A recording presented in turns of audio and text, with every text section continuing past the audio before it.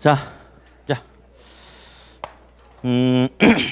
63페이지 이제 85번 한번 하는데 일단 이제 이런 말 있어요. 그냥 다른 소리 하지 말고 보니까 A 투자 대안이 있는데 초기 사면 지금 사면 얼마 주고 사냐면 5천 원 주고 산대요. 현금 지출이 5천 원 지금. 그리고 이제 말기 1년 후에 그냥 1년 후에 1년 후에 그냥 6천 원이 들어온답니다. 그랬을 때 할인율이 몇 프로라고 나왔어요? 할인율 20%라고 나왔습니까? 할인율이 바로 요구 수익률이죠. 자, 이랬을 때 수년가와 내부 수익률을 구하시오라고 나왔는데 우리 먼저 내부 수익률 먼저 계산해 볼래요? 내부 수익률은 기대 수익률이잖아요. 그러면 이거 5천 원 주고 사가지고 6천 원 됐다는 것은 얼마 번 거예요? 1,000원 버는 거죠. 그러면 5천 원 주고 사가지고 1,000원 번다는 것은 내부 예상되는 기대 수익률이 몇 프로? 20%가 되겠죠? 그렇죠? 다음 수년가는 현금 유입의 현가에서 유출의 현가를 구하는 건데 근데 눈치 있는 사람들은 굳이 수년가 계산 않고도 수년가는 0이에요 라고 찍으면 참 내가 마음이 뿌듯하겠어요. 수년가 0이라고 찍어주면 좋을 텐데 혹시 눈치채신 분 안 계신가요? 물어볼 걸 물어봐야지. 동일한 투자 대안에 대해서 A라는 동일한 투자 대안에 대해서 수년가가 0이라는 것은 정확하게 정상이윤만 가져간다. 초과이윤이 없다 이거죠. 그럼 수익성 기준은 정확하게 얼마가 돼? 1. 예상되는 내부 수익률은 투자자와 요구 수익률하고 정확하게 일치해야 됩니까? 왜? 맞죠. 투자자가 원하는 요구 수익률이 10%인데 예상되는 수익률이 12%면 초과이윤이 발생하는 거고 예상되는 내부 수익률이 10%면 딱 투자자가 원하는 정상이윤만 가져가는 거죠. 그죠? 똑같아야 되는 거죠. 그러면 내부 수익률이 20%죠. 요구 수익률 할인율 20%라고 나왔죠. 둘이 똑같잖아. 그러면 초과이윤 없고 정상이윤만 가져가는 거죠. 그러면 수년가는 0이다라고 찍어주면 참 좋겠는데 그냥 또 이렇게 풀어볼게요. 또 그러면 현금 유입의 현가 1년 후에 들어오는 돈이 6천 원인데 현재 가치를 할인하려면 할인율이 20%니까 1.2로 나누고 그럼 이거 얼마 하겠어요? 6천 원 나누기 1.2는 5천 원이죠. 요거 살 때 5천 원 나갔잖아요. 그러니까 5천 원 빼기 5천 원은 수년가는 0이다. 맞죠? 근데 이제 진짜 그래요. 이렇든 저렇든 답을 찾으면 되는데 이렇게 계산 않고 요구 수익률 할인율이 20%인데 예상되는 내부 수익률이 20%네. 그러면 수년가는 볼 것도 없이 딱 정상률만 가져가니까 0이네라고 찍어주면 더 좋겠다 이런 생각이 좀 들었어요. 잠깐. 네. 자, 이제 이번에 우리가 준비해야 될 문제가 이제 나와요. 86번 보니까 표가 하나 있죠. 한 장 넘겨요. 87번 표가 있죠. 그렇죠? 88번 역시 비슷한 표가 있죠. 다시 거꾸로 갑니다. 86번. 86번은 표 딱 주는데 앞에 아예 문제에서 뭐라 나왔냐면 수년제 가치가 큰 순서대로 나열한 것은 이렇게 문제가 나와 있어요. 이건 쉬운 문제입니다. 쉬운 문제예요. 그러면 어떻게 하면 되느냐? 볼게요. A 같은 경우는 현금 유출이 5천 원 주고 샀죠? 근데 1년 후에 5,786원이 들어오죠? 할인율이 10%죠? 그러면 1년 후에 들어올 수 있는 5,786 쳐봐요. 나누기 할인율 10%니까 1.1 나누면 얼마 나와요? 5,260 나와요? 그렇죠? 이게 들어오는 데는 현재 가치죠? 근데 나갈 때 이거 살 때 5천 원 주고 샀습니까? 그렇죠? 그러면 수년가는 얼마예요? 260. 다음 계산이 똑같아. B도 마찬가지야. 4,730 나누기 1.1 치면 4,300 나와요? B 살 때 4천 원 주고 샀잖아요. 얼마 남았어요? 300. C 3,575 나누기 1.1 3,250 나옵니까?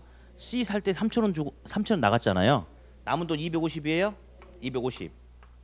D 2,398 나누기 1.1 쳐보면 2,180이죠? D 살 때 2,000원 주고 샀잖아요. 그러면 180 나왔어요? 예, 그래요. 이런 문제는 참 좋다라고 평가하는 게 뭐냐? 뭔가를 복잡하게 요구하는 게 아니고 계산을 물론 4번 하죠. 그러나 계산 풀이 틀이 형식이 똑같잖아요. 근데 금방 끝나요. 이런 건 숙달만 하면. 그러면 수년가 제일 큰 것은 B, C 아니요 B, A, C, D. 이 문제는 아주 좋은 문제. 바로 풀어야 됩니다. 근데 이제 한 장을 다시 넘겨보니까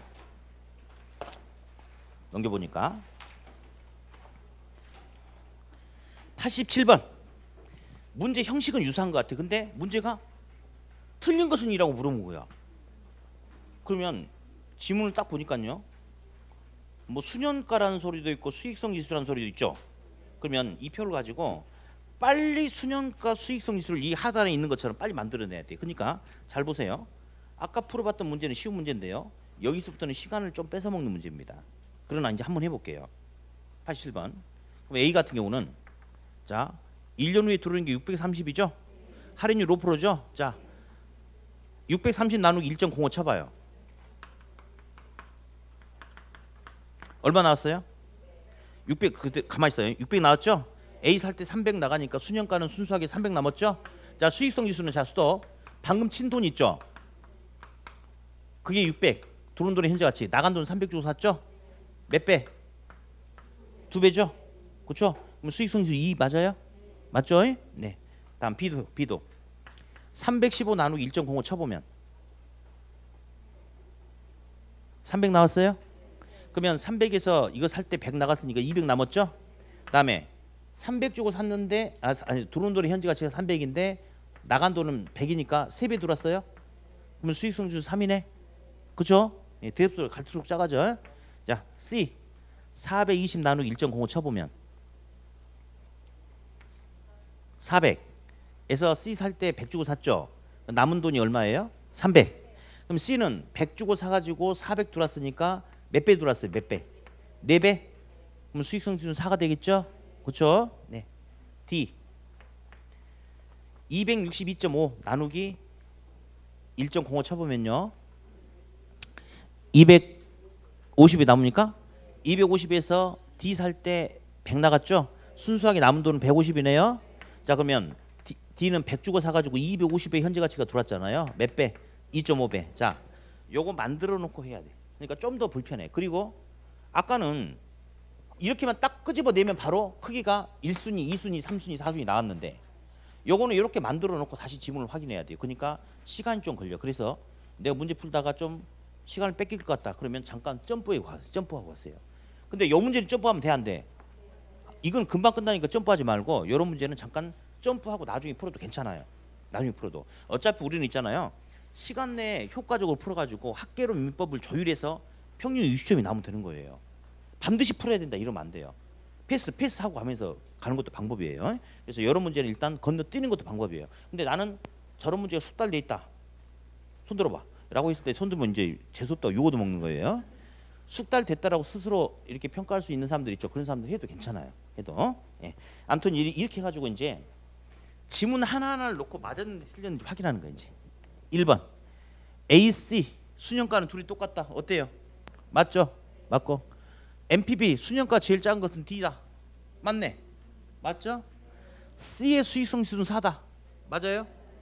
수익성 지수가 큰 순서는 어디 보자. 누가 제일 크냐? C 그 다음에 B 그 다음 D A죠. 근데 여기는 C, B, A, D A, D하고 A가 바뀌었네. 4번 틀렸습니까? 답은 4번이다. 이렇게. 다음 5번은 이제 무슨 말이냐면 총 투자비가 300 있대. 300. 그러면 총 투자 금액이 300일 때 A에 선택한다면 A만 선택할 수밖에 없죠. 그죠? 300 들어가니까. 근데 B, C, D를 선택한다면 세 개를 다 선택할 수 있죠. 그러면 A를 선택했을 때의 수년가보다 300 가지고 100 주고 B, 100 주고 C, 100 주고 D 사가지고 얻는 이 세 개를 투자했을 때 수년가는 더 크다. 맞습니까? 예, 그 소리예요. 그래서 답은 아무튼 4번이다. 아까하고는 문제 성격이 약간 좀 차이가 있다. 88번. 거의 틀렸던 문제예요. 거의 틀렸던 문제. 그래도 한번 해봅시다. 88번을 보니까 수익성 지수법에 의한 투자 분석으로 틀린 것은 단 할인율 10%다. 그러면 문제가 그래도 이게 진짜 어려웠던 문제인데 그래도 제 설명 듣고 풀면 쉬워요. 이제 일단은 수익성 지수 하나만 가지고 이야기했습니까? 그렇잖아요. 문제가. 그러면 수익성 지수만 빨리 계산해 볼게요. 해보자고. 그럼 어디? A는 할인율이 10%죠. 자, 121 쳐봐요. 나누기 1.1 쳐봐. 얼마? 110. 그러면 들어온 돈의 현재 가치가 110. 살 때 100 주고 샀죠? 그럼 1.1이 되네. 맞아요? B 130 나누기 1.1 쳐봐요. 얼마예요? 한 118만 원 정도 됩니까? 대충? 근데 이거 살 때 120 들어갔죠? 액정 찍힌 데에서 나누기 120 쳐봐요. 그러면 대충 한 0.98 정도 나옵니까? 예, 대충 쓰고요. C 볼게. C 180 나누기 1.05 쳐보면 아니 저 1.1 쳐보면 한 164 정도 나옵니까? 그렇죠? 대충. 근데 C 살 때 150 들어갔죠? 그럼 액정이 찍힌 거 나누기 150 쳐보면 대충 1.09 정도 됩니까? D 200 나누기 1.1 쳐보면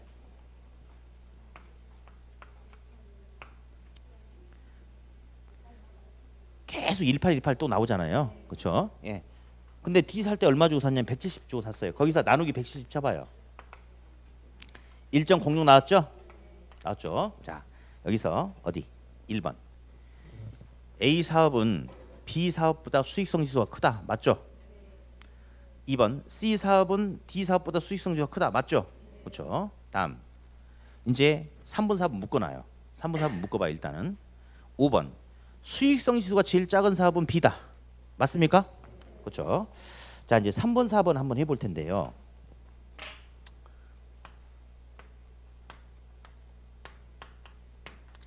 밑에 해설은 보지 마세요. 해설 이건 해설이라서 이게 써놓은 거고 풀 때는 그냥 풀면 돼. 3번은요.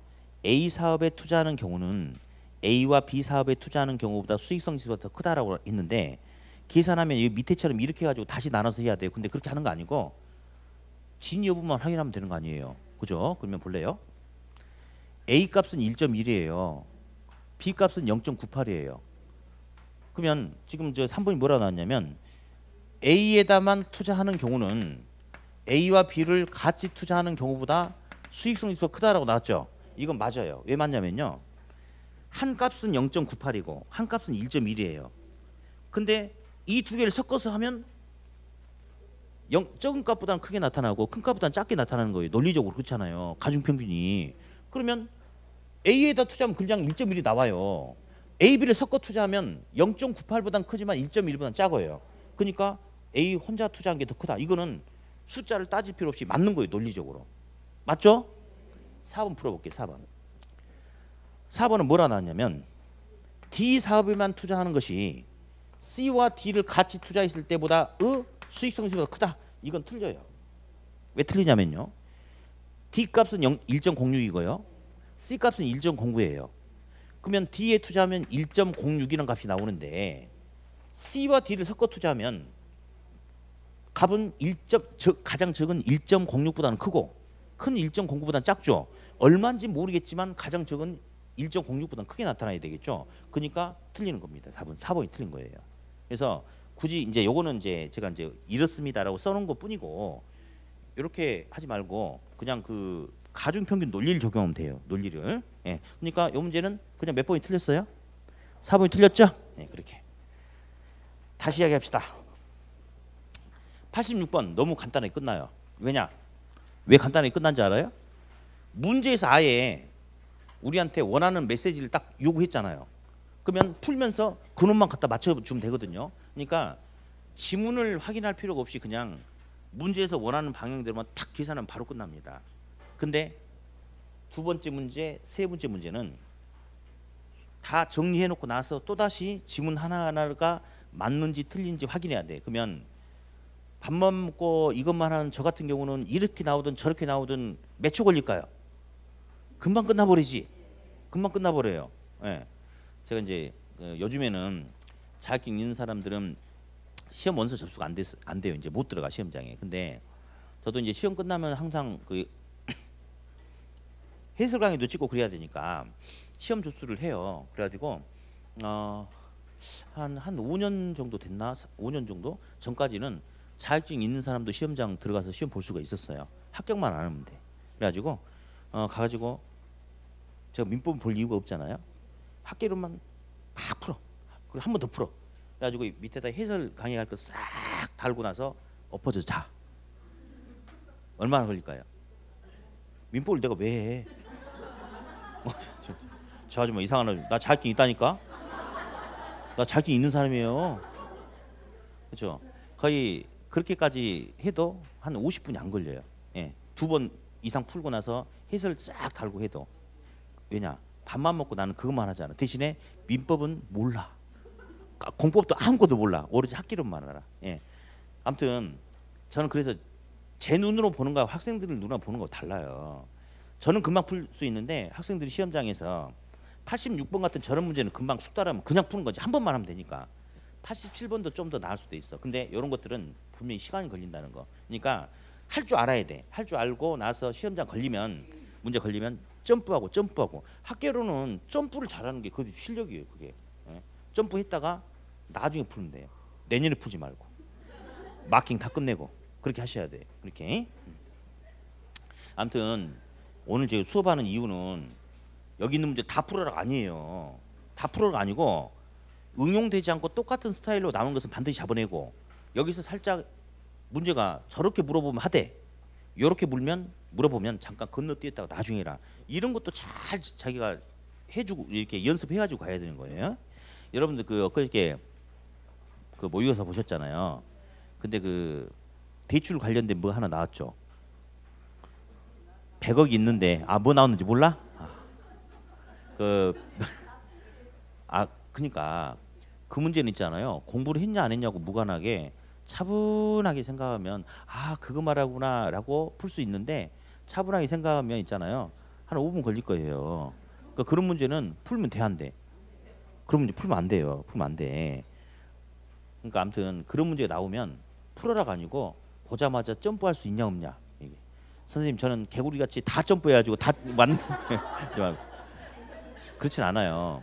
계산 문제도 보면 전부 다 꼬장꼬장하게 나오지 않습니다. 3분의 2는 다 기본형이에요. 이렇든 저렇든 3분의 2는 기본형이고 나머지가 이렇게 좀 꼬장꼬장한 문제들, 시간을 뺏어먹는 문제들 이런 게 있습니다. 근데 올해는 기본기에 충실하세요. 그러면 작년보다는 분명히 좋을 겁니다. 분명히. 예. 그래요. 자, 66페이지.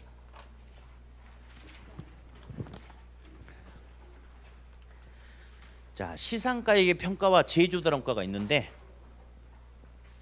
자, 일단은 우리 104번 문제는 작년에 나와서 올해는 뭐 계산 문제보다는 이렇게 개념으로 요구하는 문제 나올 것 같아요. 그러니까 아무튼 푸는 방법만 좀 볼게요. 자, 우리 그 감정평가 3방식이 있었죠. 뭐 거래사례비교법, 원가법, 수익하는 법 이런 게 있었죠. 자, 이제 볼게요. 시상가액의 조정을 통한 감정평가액은 자 어디 첫 번째 거래 사례를 통해서 구한 가격이 얼마래요? 1억 2천 1.2억이죠? 그렇죠? 조성비용, 예, 조성비용이란 것은요, 예, 다시 새롭게 만드는 비용이에요. 제조다름가, 예, 부동산이란 물건 다시 만드는데 소요되는 비용, 제조다름가, 원가법 이렇게 하면 1.1억이 나온대.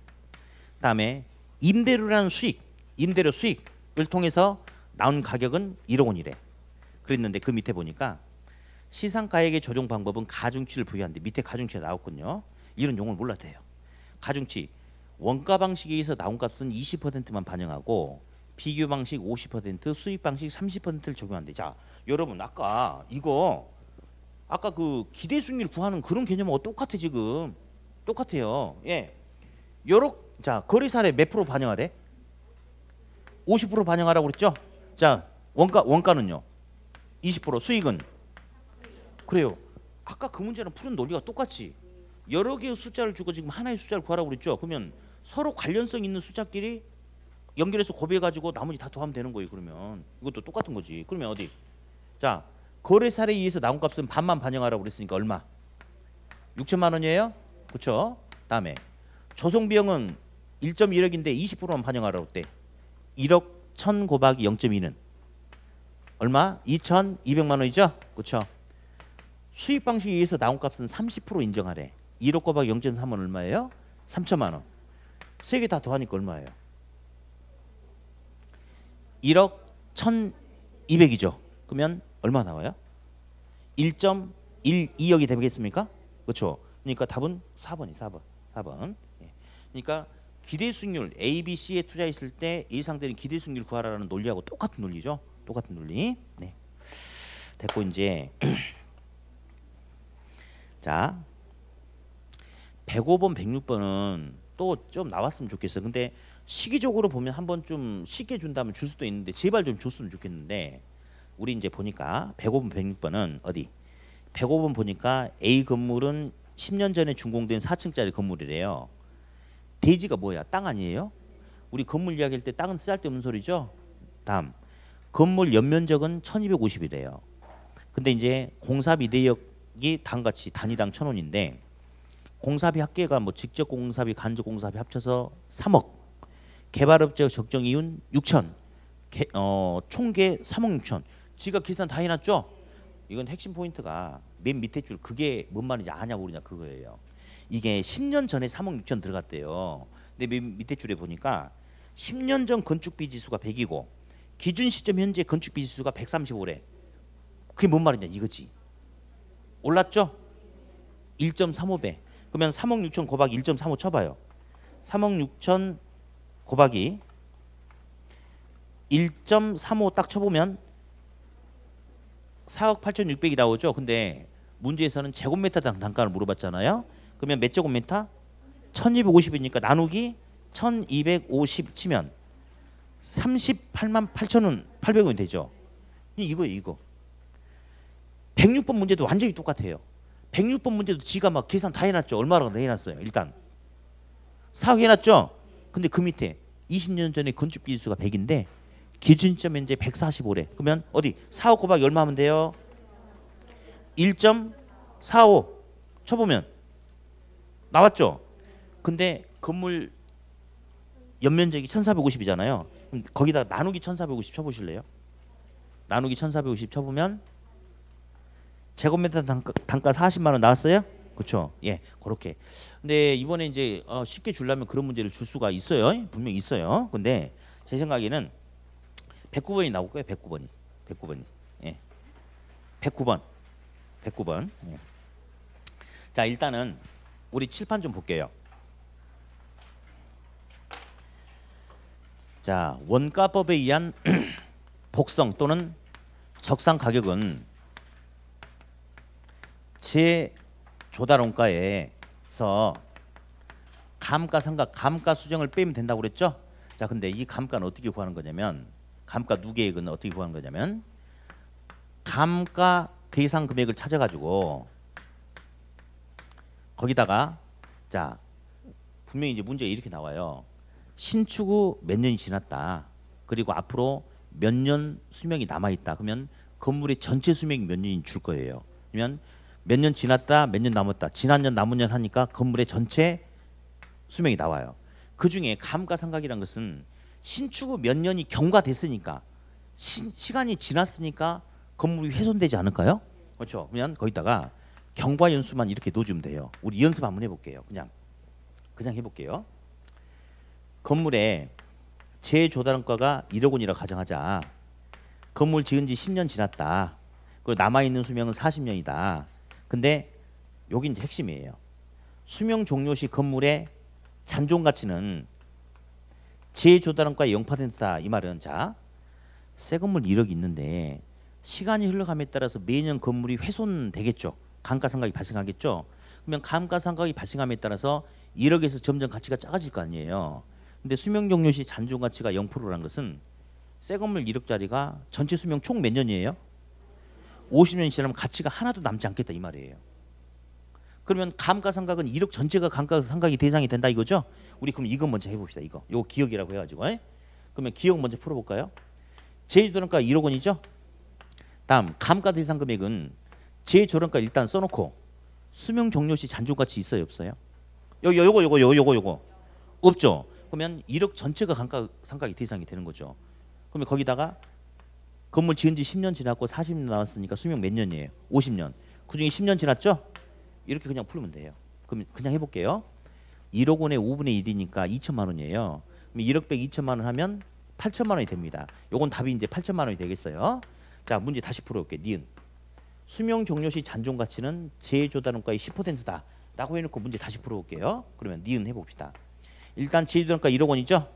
다음 감가 대상 금액은 일단 재조달원가 1억 원에다가 자, 수명 종료 시 잔존 가치 있어요, 없어요? 10% 살아있죠. 이 말은 새 건물 1억짜리가 수명이 지나도 가치가 빵원이 되는 게 아니고 10% 가치는 살아있겠대. 그러면 감가상각의 대상이 되는 것은 몇 프로만? 0.9만이 감가상각의 대상이 되는 거죠.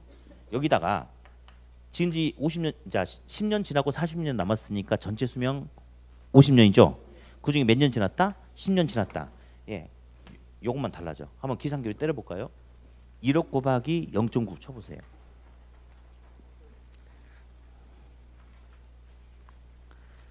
그리고 곱하기 10 나누기 50 쳐도 되고요. 예. 뭐 0.2 바로 눌러도 되고요. 그럼 요 금액이 얼마가 나온가요? 1,800만 원이 나오죠? 그렇죠? 그러면 답은 8천 얼마다? 200만 원이다. 이런 식으로. 자, 그래서 지금 우리 107번 문제가 바로 지금 요 1,800만 원만 구하라는 게 107번 문제거든요. 예. 그러니까 놔두고 108번도 이제 요런 스타일이니까 놔두고 이제 시험은 역시 109번이에요. 109번. 자, 109번을 보는데 주목하세요. 현재 100원이 있는데 이자율 10%를 반영해서 1년 후에 찾으면 곱하기 1.1 해주면 되죠. 2년 후면 곱하기 1.1에 또다시 곱하기 1.1 해주면 됩니까? 그렇죠? 자, 그러면 이제 요 109번 문제 풀어볼게요. 다음과 같이 조사된 건물의 기준 시점 현재 원가법에 의한 감정평가 가격이 얼마냐 그렇게 나왔어요. 예, 대답 똑바로 못하면 욕먹을 줄 알아요. 예. 기준 시점 2005년 10월 30일인데 건축비 2억 원 밑줄. 2억 원이 뭐라고요? 건축비. 옆에 2003년 10월 30일은 뭘까요? 에? 건축비 옆에 날짜가 붙었잖아요. 뭐냐고요? 건축한 날짜지. 건축 시점이에요.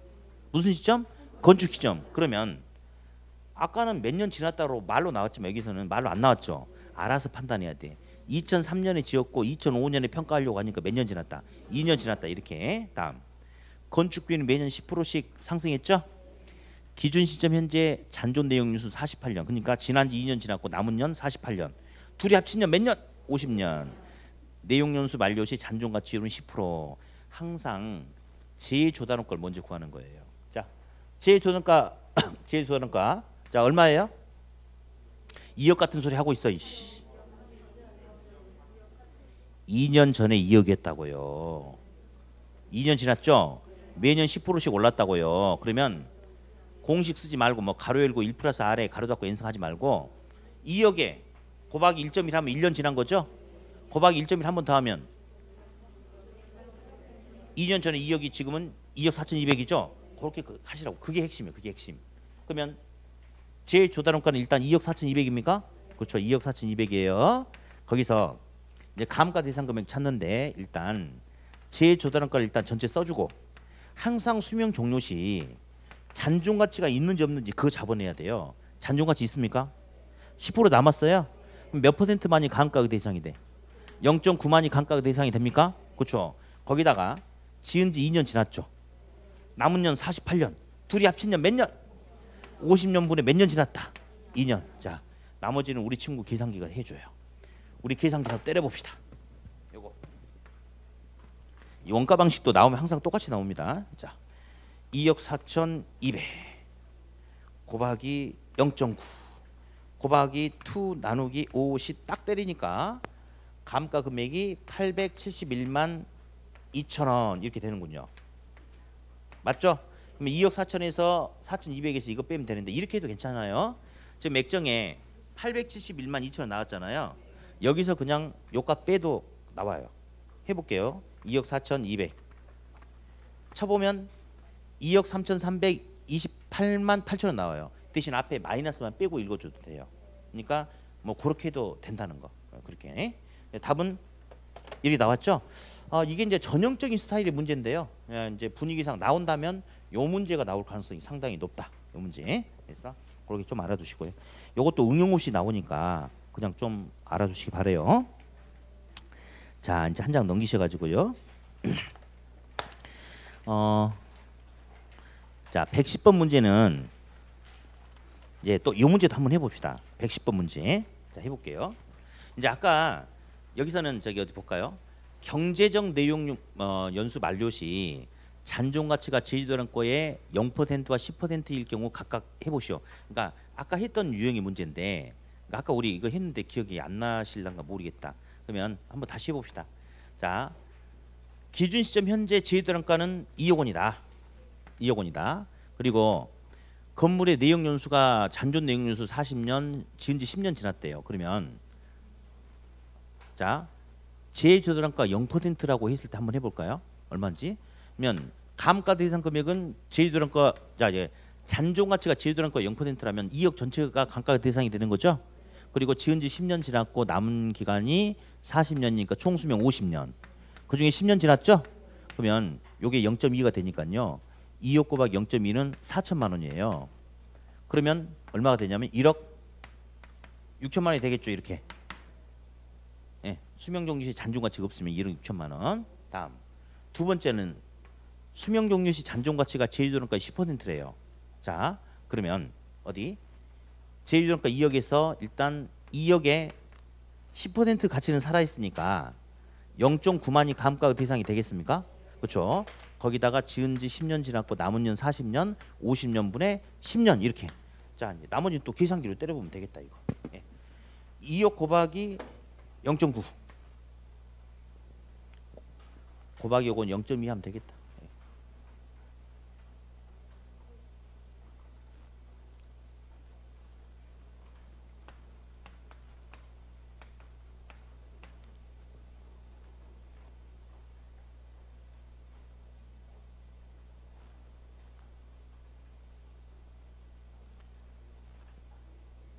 자, 그럼 이 감가 금액이 이제는 아까는 4천인데 3,600으로 줄었죠? 그렇죠? 그러면 2억에서 3,600 빼니까 1억 6,400 되겠습니까? 그렇죠? 예? 예. 아무튼 두 개 가지고 한번 풀어보시고요. 자, 이제 111번도 이제 한번 볼 텐데요. 기준 시점에 있어서 대상 부동산의 시장 가격이 5천만 원이고 상가구 세 공제 전 이런 소리는 필요 없어요. 지금은 기대율이 5%래요. 그랬을 때 부동산을 임대차함에 따라서 임대료, 임료에 포함되어야 될 감가상각비 등의 필요 정비가 연 70만 원일 경우에 적산 임료는 얼마냐? 자, 볼래요? 여기서 핵심 포인트는 그러니까 이런 말이지. 자기 어떤 사람이 10억 원이라는 돈이 있었는데 10억 주고 임대용 빌딩을 하나 샀대. 왜? 임대료 수입 얻으려고. 근데 그 사람 생각해 보니까 10억 주고 이 부동산을 사지 않고 시장에서 활용한다면 10% 정도의 수익률은 기대해 볼 수 있는 상황이었어요. 근데 임대부동산 사버렸으니까 딴 데서 이제 투자할 수가 없죠. 그러면 적어도 10억 주고 샀던 이 건물에서 10% 정도의 임대 수익은 잡아내려고 하지 않을까요? 당연하죠. 게다가 이제 핵심이 뭐냐? 그러니까 여기도 보세요. 5천 주고 샀는데요. 5천짜리인데 기대율이 5%래. 그러면 최소한 5천만 원에 5% 얼마? 5, 25. 250만 원 일단 당연히 받으려고 하겠죠.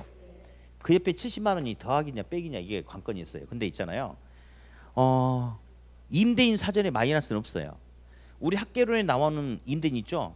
악착같이 한 푼이라도 더 받아 챙기려고 하는 거지 깎아주는 거 없거든요. 그래서 우리 시험에 나오는 임대인은 피도 눈물도 없는 사람이에요. 그리고 임대료는 당연히 임대인의 관점으로 계산하기 때문에 임대인은 임대료 깎아준다 안 깎아준다. 그러면 이 70만 원 더하겠어요 빼겠어요? 더하죠. 그래서 320이라는 거. 예. 참고로 그냥 보세요. 자, 됐고 이제 자 거래사례 비교법은 항상 이제 그 공식 하나를 가지고 쭉 풀어가주면 되는데 자 이거 보세요. 비교 수정을 할 때는 분모를 사례 부동산을 넣어주고 분자는 평가하고자 하는 평가 대상 부동산을 넣어주거든요. 자, 그래놓고 둘 다 기준가 100을 주는 거예요. 100을 주는 거예요. 그래서 우세하면 플러스, 열세하면 마이너스거든요. 100을 기준으로. 그래서 예를 들어서 여차저차 했더니 대상부동산이 10% 우세하다 그러면 더하기 10 하는 거고, 대상부동산이 10% 열세하다 그러면 빼기 10 하는 거고, 이런 식으로.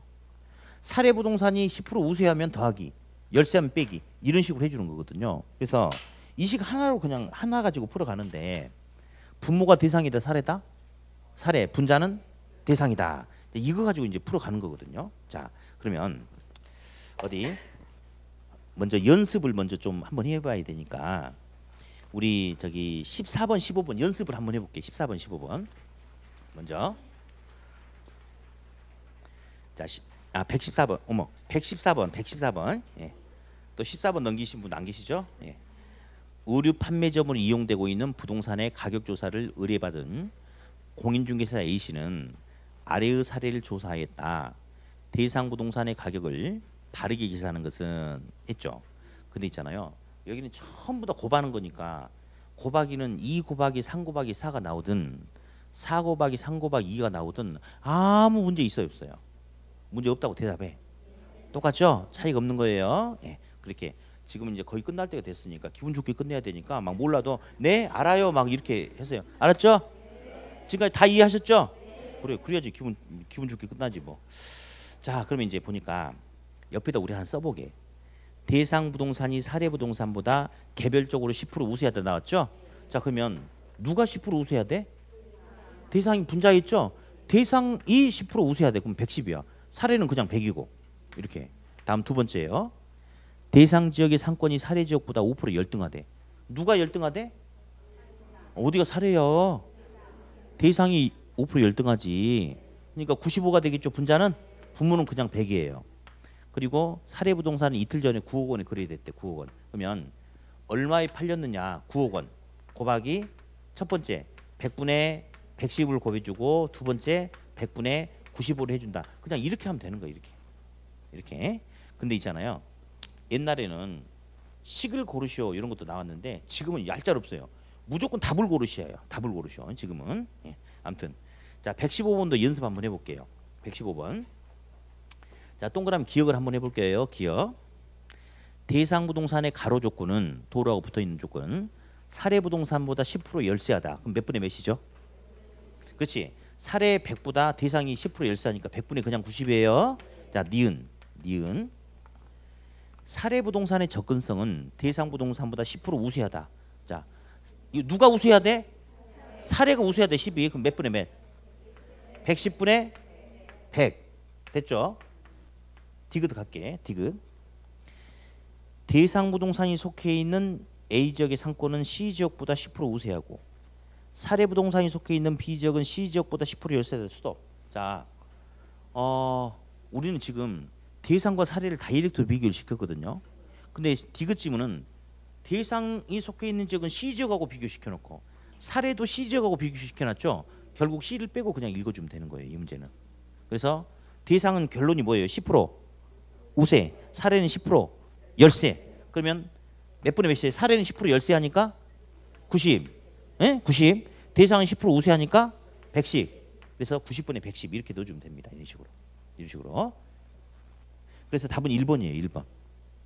3번이 아니고 1번. 예, 1번이 답이라고. 1번. 예. 오타 났죠? 자, 아무튼 여기 보세요. 분모가 사례고 분자가 대상이죠? 둘 다 기준가 100을 준다고 그랬어요. 네. 자, 그러면 다시 앞으로 넘어가셔가지고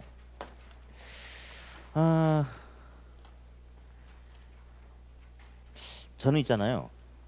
개인적으로는 지금 근래에 뒤에 게들이 막 나왔어요. 막 저기 공시지가 기준법이라든지 이런 것들이 막 나와서 이제 가장 전형적인 문제는 잠깐만 저 73페이지 잠깐 봐보세요. 117번이 이제는 나올 가능성이 있어요. 이제 왜냐하면 지금 근래 시험에 나온 것들은 값을 구하시오란 것보다도 비교 수정치 값이 얼마냐, 지역 요인 비교치가 얼마냐 그런 숫자를 비교값을 원했거든요. 막 이런 것들 뭐 0.9다 뭐 이런 것들을 원했는데 그러다 보면 한번 오리지널 가격이 얼마인지 물어볼 수도 있을 수도 있고 근데 이제 아무튼 117번이 가능성이 제일 높긴 높죠. 하나. 저는 개인적으로는 113번도 이제 한 번쯤 보여줄 찬스가 된 것도 같고 그런 생각이 들기도 해요. 예. 자, 일단 112번, 113번 풀어볼게요. 112번 먼저. 자, 다음 중에서 사례 부동산의 사정 보정치는 얼마냐? 면적이 1000제곱미터인 토지를 1억 원에 구입하였으나 이는 인근의 표준액지보다 고가로 매입한 것으로 확인되었다. 그럼 잠깐만. 1000제곱미터를 1억 주고 샀으니까 제곱미터당 얼마 주고 산 거예요? 1억 나누기 1000 얼른 쳐보실래요? 아, 또 그런 걸 또 계산은 잘하네. 금방 해버리네. 어이구. 왠지 이렇게 내 돈처럼 느껴지죠. 막 이렇게 하니까요. 금방 하네. 지금 제곱미터당 10만 원 주고 샀죠? 그렇죠? 자, 그랬는데 인근의 표준 획지의 정상 가격은 8만 원이래. 그러면 8만 원보다 2만 원 더 비싸게 주고 샀죠. 사례부동산이. 그러면 사례부동산은 100을 기준으로 8만 원 주고 샀는데 2만 원 더 주고 샀다는 것은 4분의 1을 더 주고 산 거 아니에요? 맞죠? 그러면 4분의 1 비싸게 플러스 알파 4분의 1은 0.25죠. 그러면 100을 기준으로 0.25를 더 고가로 주고 샀대요. 이렇게. 사례부동산. 대상부동산은 그냥 100이야. 예. 그러면 125분의 100이 되겠죠? 100 나누기 125 쳐보세요. 얼마나 나오는지.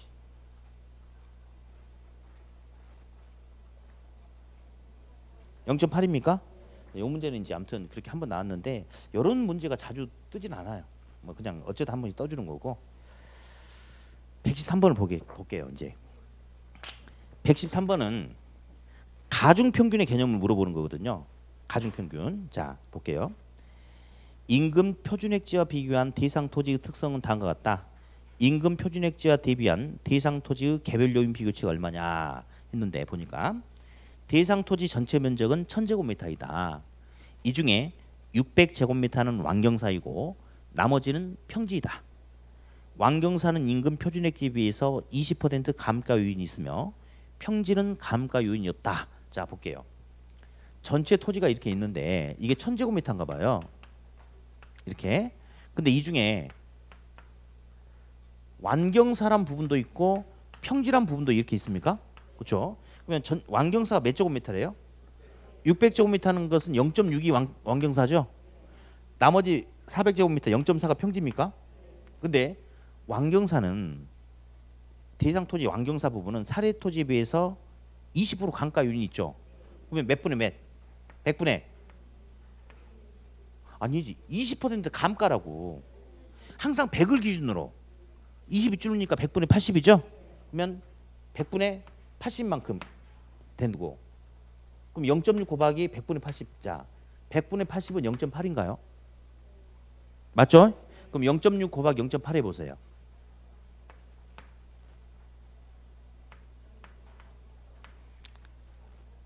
0.48이 됐죠? 그렇죠? 평지는 사례 토지에 비해서 감가가 없대. 대상 토지가 사례 토지에 비해서 감가가 없다. 그럼 100분의 100 똑같습니까? 그럼 평지는 그냥 얼마예요? 0.4예요? 그러면 0.48 더하기 0.4는 얼마? 0.88 이렇게 되겠죠? 그렇죠? 0.88 이렇게. 자, 근데 이제 나중에 여러분들 동영 모의고사 할 때 제가 이제 문제 줄 건데 한번 그냥 해보게. 똑같이 풀어 가는 거니까. 자, 볼게요. 1000제곱미터 토지가 있는데 이 중에 평지란 부분도 있고 완경사란 부분도 있고 극경사란 부분도 있다. 근데 전체 토지의 30% 0.3이 평지고 50% 0.5가 완경사고 극경사는 0.2다. 근데 평지는 사례 토지에 비해서 10% 증가 요인이 발생하고 완경사는 사례 토지하고 비교했을 때 차이가 없고 극경사는 사례 토지에 비해서 20% 감가가 있을 때 개별 요인 비교치를 구하시오. 그러면 아까에서 하나만 더 해주면 되는 거죠. 자, 볼게요. 그러면 어디 평지는 사례 토지에 비해서 10% 증가죠. 그럼 몇 분의 몇이에요? 100분의 그렇죠. 110 이렇게 하는 거예요. 예. 다음 완경사는 감가 있어요, 없어요? 100분의 100 안 해도 되는 거죠? 그냥 0.5예요. 0.5 얘는 0.5. 다음 극경사는 사례 토지에 비해서 20% 감가라고 했습니까? 100분의 80. 자, 이렇게 해주면 돼요. 볼게요. 100분의 110은 1.1이거든요. 그럼 0.3 곱하기 1.1은 얼마야? 제발 0.33이라고 해줘. 0.33. 예, 그래요. 이제 원래 거의 끝날 무렵 되면 지금 머리가 빙빙 돌아버려요 지금. 그래가지고 아무 생각이 없어요 지금. 이거 풀고 잠깐 쉬었다 할 테니까 5분만 쉬었다 바로 해가지고 바로 6시 전에 끝낼 겁니다. 예. 자, 됐고 100분의 80은 0.8이죠. 0.2 곱하기 0.8은 0.16이죠. 세 개 다 더해봐요.